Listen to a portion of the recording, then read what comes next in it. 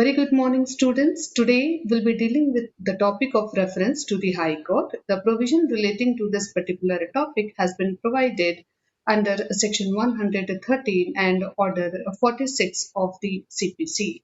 Now let's begin with the topic. Students, now let us see what provision has been provided under Section 113. Section 113 empowers the subordinate court to state a case or refer a matter pending before itself to the High Court for seeking the opinion of a High Court as to any particular question of law.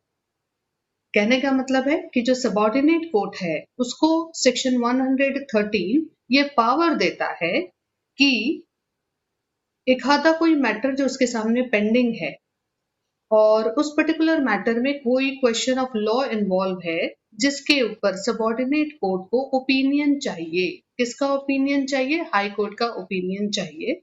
Then in that case subordinate court उस particular matter को उस particular question के concern से उस particular question के relation में high court में क्या कर सकता है? सेंड कर सकता है या रेफर कर सकता है।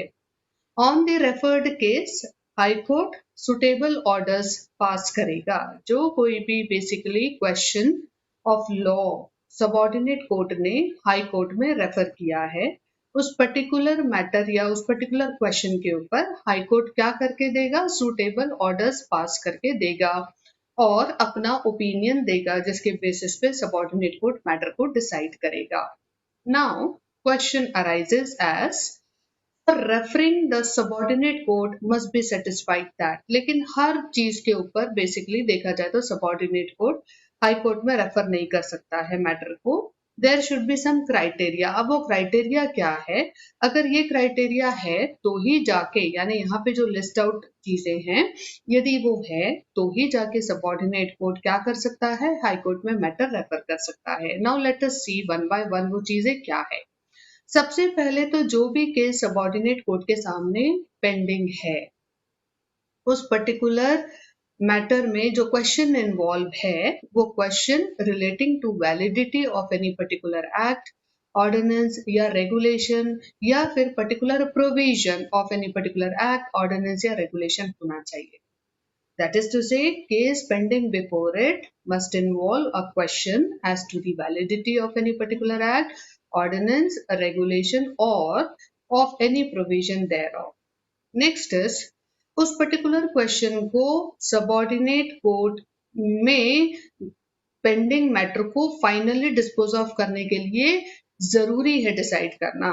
तो कहने का मतलब है कि determination of such question is necessary, क्योंकि जब हम इस क्वेश्चन को डिटरमाइन करेंगे तभी जाके जो real dispute between the parties है सबऑर्डिनेट कोर्ट के सामने पेंडिंग वो एंड हो सकेगा, खत्म हो सकेगा, डिस्पोज ऑफ हो सकेगा वो मैटर। ठीक है। Next is in the opinion of the court such act, ordinance, regulation और प्रोविजन इज इनवैलिड और inoperative but has not been so declared by the High Court or by the Supreme Court. तीसरी बात क्या है कि जो subordinate court है उसको ऐसा लगना चाहिए कि जो पर्टिकुलर एक्ट, ऑर्डिनेंस या रेगुलेशन एक्चुअली क्वेश्चन में है मैटर में वो पर्टिकुलर एक्ट, ऑर्डिनेंस, रेगुलेशन या फिर उसके अंदर का कोई एक आधा प्रोविजन इनवैलिड है या इनऑपरेटिव है। लेकिन उसको इनवैलिड या इनऑपरेटिव न तो हाई कोर्ट ने डिक्लेयर किया है अभी तक, ना ही सुप्रीम कोर्ट ने डिक्लेयर किया है। अगर उस तरीके की क्वेश्चन होती है या उस तरीके की बेसिकली कंडीशन इन्वॉल्व है तो ऐसे में सबऑर्डिनेट कोर्ट हाई कोर्ट में मैटर रेफर कर सकता है। Now next is section 113 में ऑब्जेक्ट बताया है। What is the purpose, what is the aim behind referring a matter by a subordinate court to a high court? इसमें सबसे पहले to ascertain the correct legal position so that subordinate court can accordingly decide the case pending before it. जो कोई भी matter subordinate court के सामने pending है, ठीक है, उस पर्टिकुलर मैटर में इन्वॉल्व एक्ट, ऑर्डिनेंस, रेगुलेशन, उससे रिलेटेड कोई प्रोविजन, उसको लेके कोर्ट जो है वो करेक्ट लीगल पोजीशन में होना चाहिए। क्योंकि जब वो करेक्ट लीगल पोजीशन में होगा तो ही वो जाके बेस्ट जजमेंट दे पाएगा या बेस्ट डिग्री दे पाएगा, और ऐसी डिग्री जिसके अगेंस्ट में अपील में जाने की जरूरत नहीं पड़ेगी, वो अपने आप में बाइंडिंग होगी। तो नेसेसरी है कि जो लीगल पोजीशन है, बेसिकली एक्ट, रेगुलेशन, ऑर्डिनेंस या फिर एनी प्रोविजन देयर टू, उसके रिलेशन में सारे आइडियाज सबऑर्डिनेट कोर्ट के दिमाग में कैसे रहने चाहिए, क्लियर रहने चाहिए। So this is one of the object.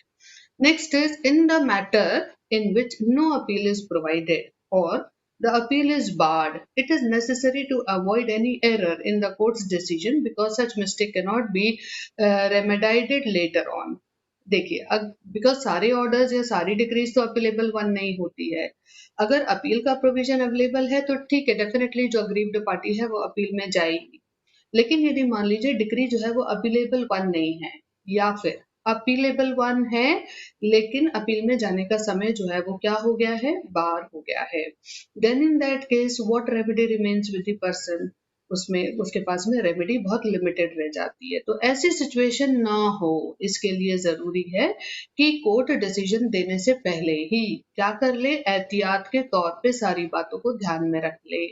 तो इस चीज के लिए इम्पोर्टेंट है कि रेफरेंस जो है जब भी हम बेसिकली करते हैं तो क्योंकि उसमें ऐसी ऑर्डर्स या ऐसी डिग्री आती है जो कि अपीलेबल वन नहीं है, इसलिए इम्पोर्टेंट है कि सबऑर्डिनेट कोर्ट जब कोई भी मैटर डिसाइड कर रहा है तो उसने एरर नहीं करना चाहिए और एरर नहीं होने चाहिए उसके डिसीजन में। इसीलिए उसके दिमाग में यदि मैटर को डिसाइड करते वक्त में किसी भी तरीके का डाउट है तो उसने क्या कर लेना चाहिए, मैटर को हाई कोर्ट में रेफर कर लेना चाहिए। Now, before referring the matter for reference, following condition must exist.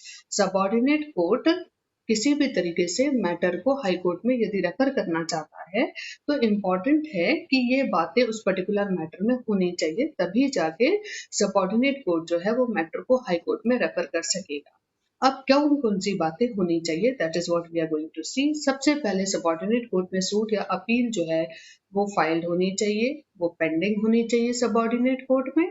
Next, जो भी सबऑर्डिनेट कोर्ट उस पर्टिकुलर सूट या अपील में डिग्री पास करेगा that is not subject to appeal, उस पर्टिकुलर डिग्री के अगेंस्ट में अपील नहीं होनी चाहिए। ठीक है, जो सूट या अपील है उसमें basically question of law involve होना चाहिए।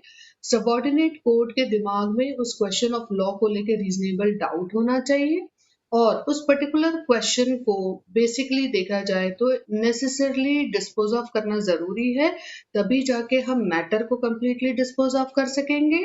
और ये जो क्वेश्चन है जिसको लेके डाउट है वो relate to validity and inoperativeness of any particular act, ordinance या रेगुलेशन या उसके किसी प्रोविजन के बारे में बताता है या रिलेटेड है। एंड हाई कोर्ट या सुप्रीम कोर्ट ने इस पर्टिकुलर एक्ट, ऑर्डिनेंस, रेगुलेशन या फिर प्रोविजन को इनऑपरेटिव या इनवैलिड डिक्लेयर नहीं किया है अभी तक। So these are the basically we would say key conditions which must exist before the subordinate court refer a matter to the high court. Next is subordinate court जो है जब matter refer कर रहा है हाई कोर्ट में तो वो क्या करेगा, वो बेसिकली केस बताएगा, साथ ही साथ अपना ओपिनियन बताएगा, रीजन देगा कि क्यों वो पर्टिकुलर मैटर जो है वो हाई कोर्ट में रेफर के लिए भेज रहा है और उसका अपना खुद का ओपिनियन उस पर्टिकुलर मैटर पे क्या है। फिर भी वो हाई कोर्ट से क्या चाहता है, गाइडलाइन चाहता है for the purposes of deciding this matter. इस तरीके से सबऑर्डिनेट कोर्ट हाई कोर्ट में मैटर को रेफर करते वक्त में मेंशन करेगा। तो subordinate court shell state a case setting out its opinion and the reason therefore and refer the same for the opinion of the high court. Next is procedure क्या follow किया जाएगा। तो procedure जो है basically जो देखा जाए तो रेफरेंस में फॉलो किया जाएगा has been provided under this particular order. अब क्या दिया हुआ है ऑर्डर 46 में, तो देखते हैं। Reference is only where the suit और अपील इज पेंडिंग। जैसा कि अभी हमने देखा इसके पहले वाले स्लाइड में कि रेफरेंस केवल तब होगा जब सूट एंड अपील जो है वो पेंडिंग है, और ऐसे में it must be made before. Reference जो है वो हमेशा सबऑर्डिनेट कोर्ट में डिग्री या जजमेंट पास हो, सूट में या अपील में डिग्री या जजमेंट पास हो उससे पहले मैटर को रेफर किया जाना चाहिए। नेक्स्ट इज डिग्री जो है वो अपीलेबल वन नहीं होनी चाहिए। रेफरेंस जो है ये पार्टी के एप्लीकेशन के ऊपर भी किया जा सकता है या सबऑर्डिनेट कोर्ट सू मोटो भी बेसिकली मैटर को रेफर कर सकता है हाई कोर्ट में उसके ओपिनियन को लेने के लिए या ओपिनियन मांगने के लिए। रेफरेंस जो है वो हमेशा क्वेश्चन ऑफ लॉ के रिगार्डिंग डाउट को लेके होता है। सबऑर्डिनेट कोर्ट जो है वो ड्रॉ करेगा statement of the fact of case कि एक्चुअली मैटर क्या है एंड साथ ही साथ कौन से पॉइंट के ऊपर डाउट है सबऑर्डिनेट कोर्ट को और कौन से पॉइंट के ऊपर बेसिकली सबऑर्डिनेट कोर्ट हेल्प चाहता है हाई कोर्ट की for the purposes of deciding this particular point. Next subordinate court जो है साथ ही साथ अपना ओपिनियन क्या है पर्टिकुलरली उस पॉइंट के ऊपर वो भी उसको हाई कोर्ट में मेंशन करना होता है या बताना होता है। नेक्स्ट इज अब सबऑर्डिनेट कोर्ट जो है उसने तो ये मैटर रेफर कर दिया है हाई कोर्ट में, है ना। अब जब तक कि हाई कोर्ट का डिसीजन नहीं आ जाता तब तक सबऑर्डिनेट कोर्ट जो है इधर अपने सामने चलने वाले मैटर को क्या कर देगा, स्टे कर देगा या फिर वो आगे प्रोसीड फॉरवर्ड भी कर सकता है। सपोज फॉर एग्जांपल के तौर पे उसने किसी एक पॉइंट के लिए मैटर रेफर किया है, लेकिन यदि बाकी अदर क्वेश्चंस जो है या बाकी अदर पॉइंट्स को लेके यदि सबऑर्डिनेट कोर्ट का कंसेप्ट क्लियर है then in that case subordinate court बाकी अदर पॉइंट्स को लेकर मैटर आगे बढ़ा सकता है। अब द कोर्ट में पास अ डिक्री और make an order contingent upon the decision of the high court on that particular point referred. अब जो लोअर कोर्ट है यानी सबऑर्डिनेट कोर्ट जो है वो बेसिकली डिक्री भी पास कर सकता है या ऑर्डर भी पास कर सकता है प्रोवाइडेड वो ये बोलेगा कि हाई कोर्ट का जो डिसीजन आएगा उस पर्टिकुलर पॉइंट के ऊपर उसके बेसिस पे मेरी ये डिक्री या मेरे द्वारा पास किया गया ऑर्डर जो है वो इफेक्ट में आएगा। हाउएवर ये जो डिक्री है ये ऑर्डर जो है जो भी बेसिकली पास किया है ये तब तक एग्जीक्यूट नहीं होगा जब तक कि हाई कोर्ट का उस पर्टिकुलर पॉइंट के ऊपर क्या नहीं आ जाता, हमको ओपिनियन नहीं आ जाता या जजमेंट नहीं आ जाता है या कॉपी ऑफ जजमेंट नहीं आ जाता है। अब हाई कोर्ट जो है वो बेसिकली डिसाइड करेगा वो पॉइंट जो उसको रेफर किया है सबऑर्डिनेट कोर्ट ने एंड अकॉर्डिंगली हाई कोर्ट जो है अपने द्वारा डिसाइड किए गए पॉइंट के ऊपर जजमेंट पास करके ऑर्डर पास करके उसकी कॉपी रेफरिंग कोर्ट को ट्रांसफर कर देगा। जब रेफरिंग कोर्ट को ये पर्टिकुलर बेसिकली कोर्ट का ऑर्डर मिलेगा उसके बेसिस पे जो रेफरिंग कोर्ट है वो क्या करेगा, मैटर को डिस्पोज ऑफ करेगा और ऐसा करते वक्त में या तो वो क्या करेगा केस में कंफर्मिटी देगा या कंफर्मिटी का ऑर्डर पास करेगा with the decision of the high court. Next is if the subordinate court fails to comply the condition for reference, यानी सबऑर्डिनेट कोर्ट जो है वो पर्टिकुलर मैटर को रेफरेंस के तौर पे या पर्टिकुलर पॉइंट को रेफरेंस के तौर पे केवल तब भेज सकता था जब कुछ कंडीशन एग्जिस्ट करती है ना। लेकिन यदि मान लीजिए सबऑर्डिनेट कोर्ट फेल हो गया कंप्लाई करने के लिए उन कंडीशंस को जो कि नेसेसरी है for sending the matter for a reference, then in that case high court क्या कर सकता है, हाई कोर्ट जो इस मैटर को वापस रिटर्न कर सकता है और बोल सकता है कि इसमें अमेंडमेंट करो। Accordingly next is high court जो है वो अल्टर भी कर सकता है, कैंसिल भी कर सकता है या सेट असाइड भी कर सकता है वो डिक्री या फिर वो ऑर्डर जो कि पास किया गया है सबऑर्डिनेट कोर्ट के द्वारा। नेक्स्ट इज हाई कोर्ट जो है वो क्या कर सकता है, क्वाश भी कर सकता है ऑर्डर ऑफ रेफरेंस, यानी कि जो order of reference basically subordinate court ने भेजा है कि इस पर्टिकुलर मैटर पे आप क्या करो, रेफरेंस दो या पर्टिकुलर मैटर पे आप ओपिनियन दो। तो ये जो बेसिकली सबऑर्डिनेट कोर्ट ने हाई कोर्ट में भेजा है कि पर्टिकुलर मैटर पे आप क्या दो, ओपिनियन दो, हाई कोर्ट जो है इस पर्टिकुलर ऑर्डर को क्या कर सकता है, क्वाश भी कर सकता है। Next is a reference to High Court of a question as to jurisdiction in small causes. अब small causes particular court में small causes court में small causes court को particular matter को लेके jurisdiction है या नहीं इस बात को लेके यदि doubt है तो क्या मैटर हाई कोर्ट में रेफर किया जा सकता है, that is what it has been provided in this particular act.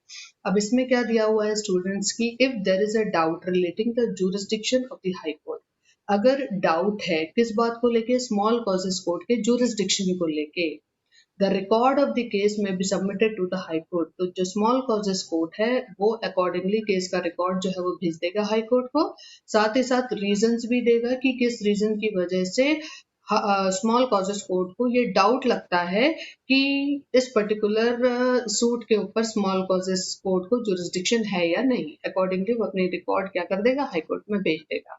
अब ये जैसे भी रिकॉर्ड हाई कोर्ट में आएंगे तो हाई कोर्ट क्या कर सकता है, तो हाई कोर्ट जो है वो ऑर्डर कर सकता है ईदर उस पर्टिकुलर मैटर को प्रोसीड फॉरवर्ड करने के लिए, यानी रेफरिंग कोर्ट को वो बोलेगा कि या तो आप ये मैटर को प्रोसीड फॉरवर्ड करो, चलाओ, या फिर प्लेन जो है वो वापस कर दो, ताकि इसे प्रॉपर कोर्ट में, प्रॉपर कॉम्पिटेंट कोर्ट में प्रेजेंट किया जा सके। इस तरीके से हाई कोर्ट जो है वो क्या कर सकता है, मैटर को रेफरिंग कोर्ट में वापस भेज सकता है।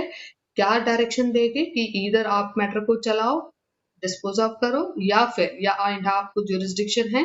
दूसरा, या तो ये बोल के कि नहीं नहीं आपको जुरिस्डिक्शन नहीं है, आप क्या करो, इस मैटर को वापस कर दो, रिटर्न कर दो, और बोलो पार्टी को कि इसको प्रॉपर कोर्ट में प्रेजेंट करे, कॉम्पिटेंट कोर्ट में प्रेजेंट करे। So students, I hope you have understood the concept very well. This concept of a reference is very easy to understand. I hope you have benefited by this particular provision. Thank you very much for attending this session. Thank you.